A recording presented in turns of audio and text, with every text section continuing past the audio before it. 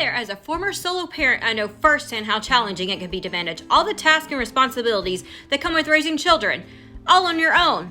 So today, I want to share with you some effective prioritizing techniques that have really helped me find balance and make the most of my time.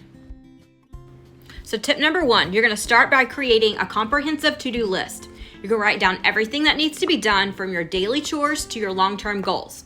This will help you visualize your task and get a clear picture on what needs your attention.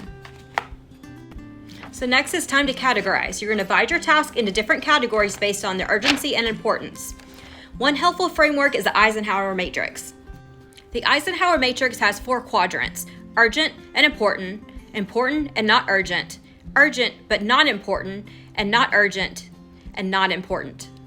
So once you categorize your task, focus on tackling the urgent and important quadrant first.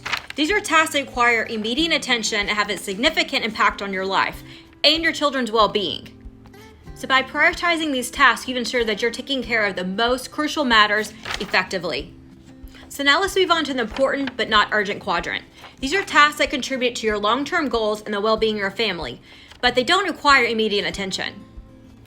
It's essential to dedicate time for these tasks regularly to prevent them from becoming urgent in the future. So consider specific blocks of time to work on them so they don't get overlooked. All right, so great. So now let's address the other 2 quadrants. The urgent but not important quadrant consists of tasks that demand immediate attention. However, they don't contribute significantly to your long-term goals or your well-being. So where possible, delegate or find efficient ways to handle these tasks. And finally, the urgent and not important quadrant.